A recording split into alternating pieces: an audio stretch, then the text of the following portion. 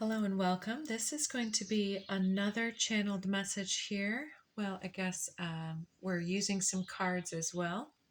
And I'm hoping to make this just a little shorter than the normal, where I run out of time. So let's show you what's on the table. We've got cards already laid out. Code card, remembrance, everything that we've gone through as soul and body. And this is really appearing to me as those and was it Roman Greek times they would have was it some kind of olive leaf or laurel wreath type thing, and they'd put the little wing things next to their head. I believe that was to somehow symbolize some type of knowledge status. I'm not positive. In this case, that's the way it's coming through. Is it's like spiritual kind of king me type of thing, where there's this labyrinth energy at the core perhaps of you having made it through various trials and adversity, and you're putting things in the right place. And it's also, okay, I'm no mechanic, so I can appreciate it if you viewers are not either, but I'm seeing almost like this from a long time ago when I used to hang out with some mechanics. They had this transmission opened up, and there were all of these little channels, and there were these tiny little metal ball bearings, and there were some divots and things like that. And they had to go in specific divots. Not every divot got one. And it looked super complex. And that's sort of what I'm seeing here, is that understanding how to take something apart to its pieces, to resolve, to cleanse, clear, work that all out, and put it back not only how it was, but better and repaired from where it was before. And so we've learned a lot about how to cleanse and clear the various channels coming into our energy. And it's also talking about how some of our various experiences and awarenesses of various timelines and potentials has really fed into this moment here. It helps us to look at all of those things to create the tools to flow gracefully with and in this life. Clarified by divinity, faith, and power. So these three are almost like, okay, the quite the obvious, the faith in a higher power, perhaps, understanding that things are not always as they appear, but can be moved, bent, shape shifted, whatever. So within these images, I always see the power as a solar plexus energy, but it's like okay, this was almost appearing, this one was almost appearing as like a sloth with a big heart on its head or something, a meditating sloth or seal or something. But then the smaller area superimposed upon that is almost like a bit of fairy magic, butterfly. Anyways, I don't want to get caught up in that, but I'm seeing this as your awareness, not only of your own ability to put, let's say, the transmission back together again in this sacred way, this blue and purple violet energies, is like remembering your skills and that you know how to do this thing that you're doing, but also faith that there is a higher power assisting your process and helping you with your awareness, and that you've got the resourceful mind to seek the answers that aren't readily available. So having faith and confidence in your own powerful abilities and allowing yourself to feel very connected to your power, grounded and awakened and realized in your power, and remembering who you are and how you show up in this world. So remembering This is partially your faith in a higher power connects you to that higher power, and it's you meeting that higher power within yourself and bringing it forward. Second card out, we have 31 magic. Look at that. It's just gorgeous. That to me is this fairy type energy here with the divinity speaking through you and stepping through your energy field. And it's like having spontaneous ideas of, well, what if we tried this one thing? And it's just like epiphany, eureka moments breaking through because of your ability to connect with the possibilities that others might overlook. Um, Moving towards possibilities and expressions that are as grand and profound as we can imagine. All that's required is our belief in their manifestation. So, with this, a couple of things too, like remembering all that you are is it's that sparkly, effervescent light body energy that's so compelling and fascinating to other individuals that perceive of you. And it's this activation of your creative spark, of your inner spirit, the connected integration of both your masculine and feminine capacities brought fully online, in the willingness to see and then to act upon what we see, to create magic from the higher aspects, and even utilizing those lower aspects of self and saying, yes, I can build upon that too. I can witness that and not judge it, and therefore surpass that in my next moment with the magical capacity of a star seed. But the first card out was sexuality. So this sexuality card has come out several times. And to me, it seems very much like that magical, effervescent self, that bubbly energy of magic coming through you because of your faith in your own ability to spontaneously speak forward magic and insight, and to lift yourself out of any type of problem solving issue and into creation of solutions. So this starseed energy is very cosmic and compelling, and it's also part of that sexual energy that is being activated in your presence, and that's part of your magic. That's part of being able to compel people, being able to rouse individuals up into taking action. That's part of inspiration, is the ability to tap into magnetism, attraction, or what other individuals may understand as a sexual compulsion, that sounds freaky, sorry. Compelling sexual magnetism and charisma that occurs. And the card is drawn here with two vortices meeting towards the middle here, two green heart spaces perhaps, and the flowing foundational red energies of the grounded root chakra, that connection at the very foundational base level. It's like we don't always understand that draw, that base level of vibrational magnetism that calls us forward to another individual.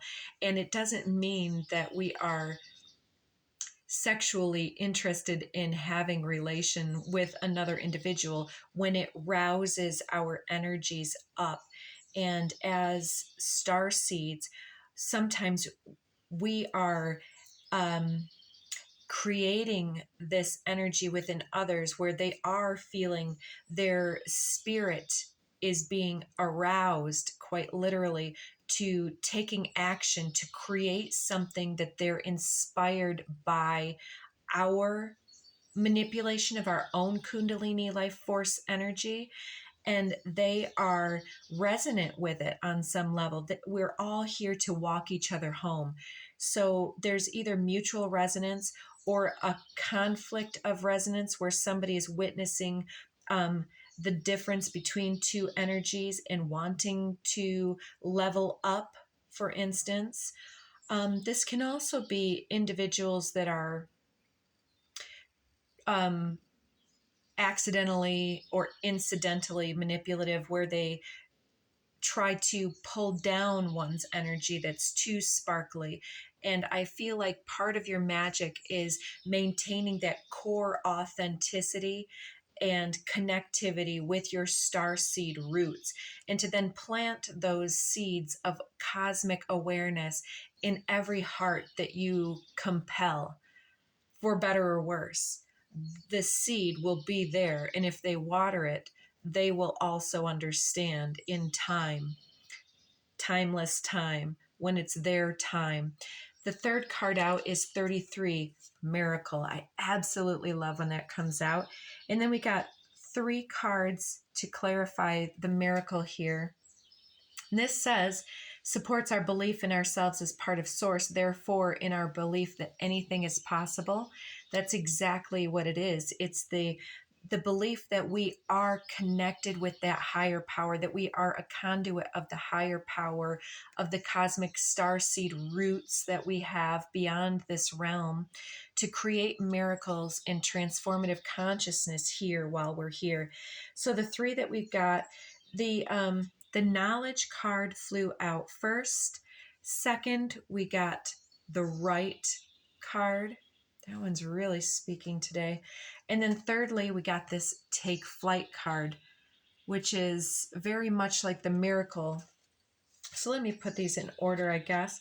So with this cosmic knowledge that we are part of Source and that Source is a part of us, there's this crown jewel here. It's the remembrance, it's the convergence, it's the king me energy from Checkers. It's like this boy, is that the bow tie on the head here? Look at that energy around this. I'm going to show a couple of cards here real quick. So I've got this crown energy, and it's almost like this heart-shaped bow tie type energy on the head of this sloth energy. Something slow moving. Your divinity and your connectivity has seemed to be slow, but it's exponential, especially in this moment. You see that channeled energy coming down and creating this activation, the portals activating around the face and head and the brain. So you're coming into some sacred knowledge, remembering something critical, perhaps from the life between lives when you were activated and committing to your time here, remembering this sacred knowledge or re-encountering sacred knowledge that is coming to you now in order for you to create miracles in your life. And it's spontaneously, seemingly, coming through the crown. It's like the vision that creates the brainchild. What is that? Is it Pallas Athena that comes from the brain of Zeus?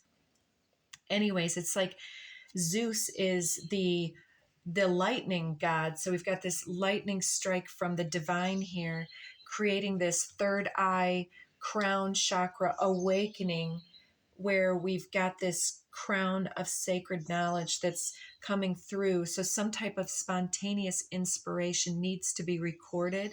And you may have already recorded quite a bit of this. Maybe it's time to go through your files, or even for some individuals, you may have the content available or channeled content available that needs to be written down, or you may have already had things written down. Like, I was thinking about some children's books that I wrote during a time where I was a facilitator at a grief counseling center, primarily for children affected by grief and their family or loved ones that would come with them. And there were licensed practitioners that dealt with the adults, and the children were counseled primarily by some trained empaths that gathered for this purpose. And we weren't out there on our own just doing what we thought. We were trained. We had a guidebook. We had a template of different activities that would be designed to open individuals up. And this reminds me of how during that time that the guidebook was a guide for me, but then I would spontaneously have these incredible insights of how to change that idea of a game and to structure it just this little tiny bit differently, that would, instead of asking people to say some big deep thing, that maybe they could just there was this game that's coming in, Stand By Me if you like ice cream. Oh, all the kids love ice cream. And some other person would say, Stand by me if you like pizza. And then slowly it evolves into different things. And somebody might say, Stand by me if sometimes you feel sadness and you don't necessarily know why. And a few people are confident enough to come over. And this is the way that our writing may be coming through, our ability to use other knowledge and to expand upon the knowledge of others, to write new codes into existence, because we're all building upon streams and waves of consciousness. I heard somebody equate this to this sacred knowledge traversing the ethers, waiting for a host body to say, yes, I'm bold enough, I'm charismatic enough, I have the platform, I have the power to deliver that. I'll take that challenge, Spirit. Thank you for inspiring me with that information. And then because it takes up residence within your energies, you're able to create that thing and to give it new life with that butterfly energy. And this may really open you up to, for instance, as I was about to say, I had written a couple of children's healing books at that time, and I was able to utilize them in the groups a few times, and it was incredible and people loved it. But then I left it there. It was like my gift to them.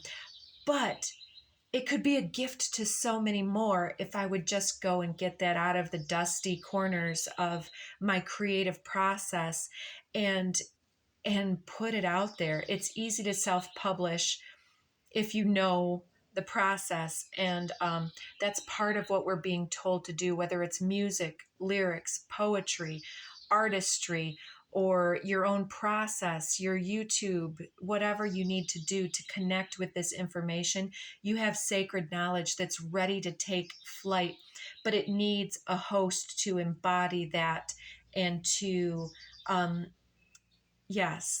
bring that forward. Next, we have Divine Feminine.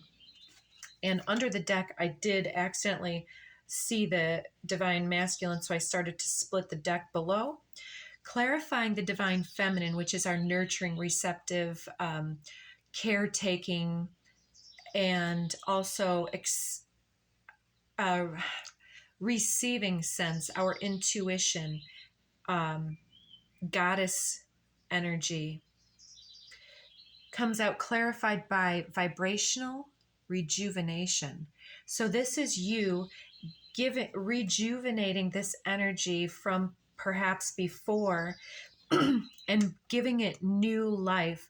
Maybe there's a couple revisions that you would make if you pull it out. And from this new level of understanding down the road, there's like, oh, but if I did these couple little edits here, this is a phenomenal masterpiece. And by rejuvenating the energy that was called forth at that time, you're able to unlock a new vibrational resonance in this. And then in another individual encountering this, they obtain a vibrational activation by encountering your information. Next, we have crown chakra. We've already seen in the cards how that knowledge, that miraculous knowledge, was coming through and taking up resonance, activating your crown, creating that release of resistance and self-doubt, and awakening and remembering something that you had so much powerful faith and divine inspiration funneled through that. And then it was left, perhaps. So opening our minds and eyes to opening us up to our gifted nature, and re-inspiring us to unlock and open the gifts that we have perhaps let get a little dusty on the shelves. So under the deck, as I said, I had a few different cards, and it showed the masculine, so I decided to take a look. The first one underneath was communication, which covered up earth and tantric union. So this might be like in that example, my connection with these individuals and the communication that I was having between the template exercises and then my inspiration from the divine was helping me to put into earthly practice and into the lives of others, integrating their loss into their world through the communications, through the written word, through the spoken word, through the nonverbal eye contact. And because individuals, I mostly worked with kindergartners and first graders in that time, so it's unimportant if your individuals are unenlightened, miscreants. Sounds, that's a fun word that just popped in. It doesn't matter if we speak to the highest in them, even from the nonverbal, from the vibrational sense, those individuals will feel it on some level, however subconsciously or unconsciously.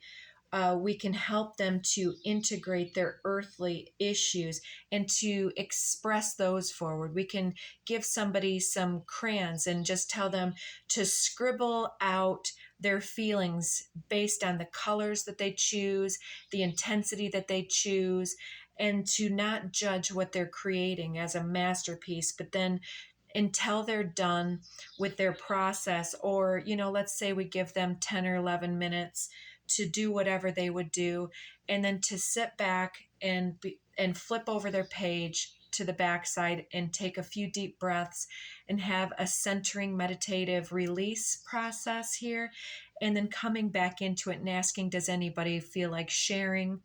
Or to flip that back over and to really take in the wholeness of what they've created for themselves. I don't know where that's coming from. It's just coming forward. So have the confidence in your magic to work through the storms of your own self-worth and in the gifts that you've been given. Don't doubt the magical content that you already have at hand, or that's already brewing within your mind space. You're being asked to integrate this into your earthly manifesto, and therefore calling forward, magnetizing earthly abundance in exchange for your contributions and sharing your gifts forward, because a gift held only in the self is a waste. So next, I saw the divine masculine coming out with, I feel like there's another card in there. Nope. The divine masculine comes out with consciousness and empowerment, to empower the conscious process of self to work through us, to empower our ability to influence and empower higher consciousness, higher interactions, and healing repaired energies for the lives of those we touch or that our gifts may touch in the future. And then coming out over this empowered ability and this activation of our crown chakra and this remembrance is like, oh yes, that's another way that I can connect with resources here and provide resources for my time here. And I wasn't even, it's like we're so multi-talented, multifaceted, multi-dimensional beings.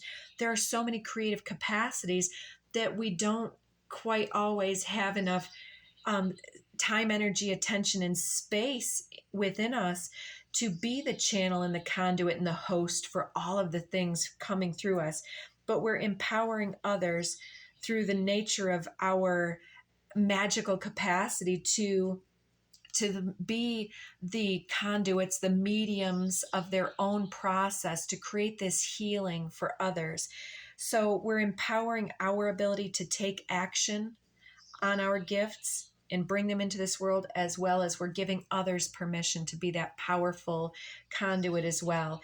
And this immunity card is like, through our process, we're creating healing, but it's not the healing card that came out. It's the immunity card for a reason.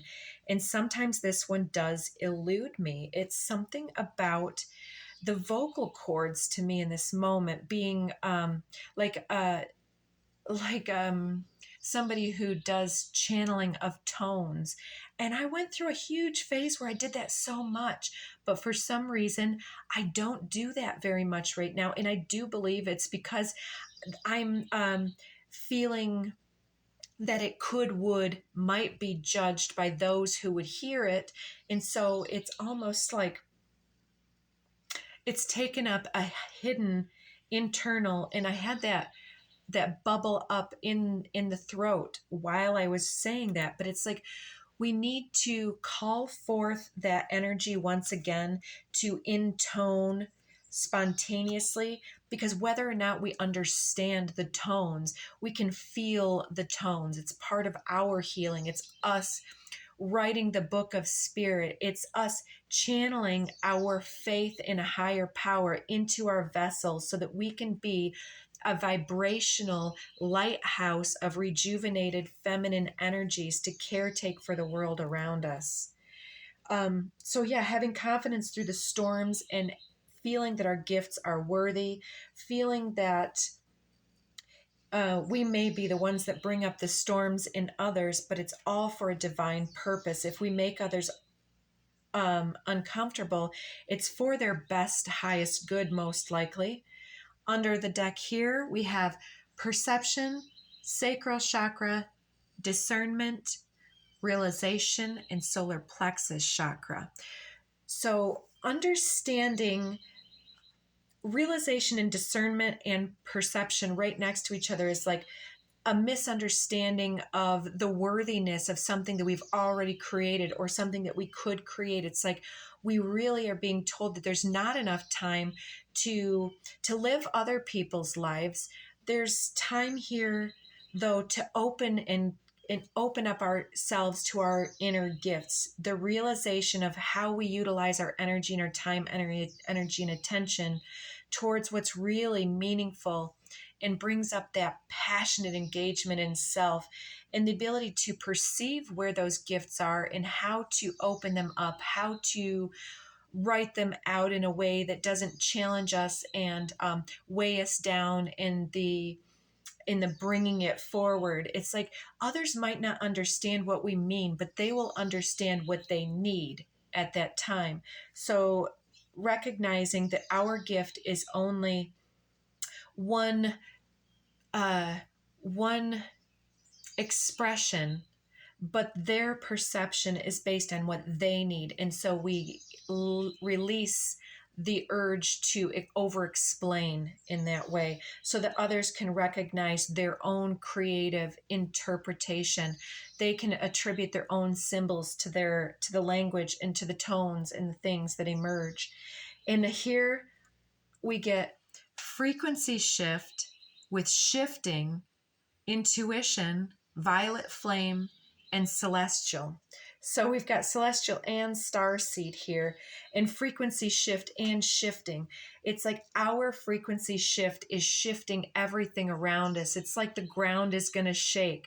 I think I said that very closely. The earth is going to shake or something, in something that came through with a lot of intensity, a lot of perhaps what would be seen as fiery, aggressive, even angered, righteous anger, intensity, energy the other day. But it's like sometimes different situations call for different energies to come forward.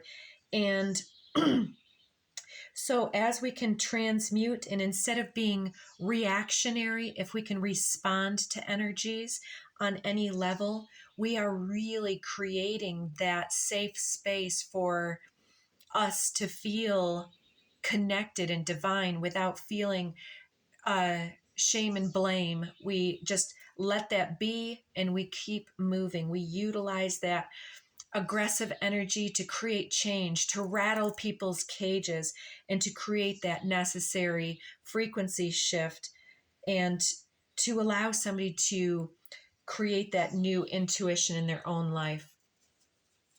I'm feeling a lot of crown energy right now, but a lot of the chakras are being called out on the table here. Let's see if we can close this out with an oracle message from Kuan Yin or Kali. I want the... Nope. Veil of Shadows under the deck. Yeah, we'll take this one. Mantra Shakti. So this is, I believe, about the calling forth the Kundalini root energy from the base of the spine and calling it up. And see how this is a stone imagery that's being almost deconstructed here. It's like deconstructive interference, the lower and higher cognitive dissonance, heart and mind. There's some kind of dissonant energy, like when we trigger another individual to break through their resistance to healing through different avenues. Perhaps if we have a challenging message, the best way to do it is with song and dance, like some kind of musical. I'm being a little cheesy here on purpose because if we bring forward intense messages, others can't always be a conduit for that because it's too challenging to them. So being able to be that dissonant energy, like I've got Pluto retrograde on the ascendant, and that to me is what that embodiment is, and it's opposite Mercury retrograde at my descendant.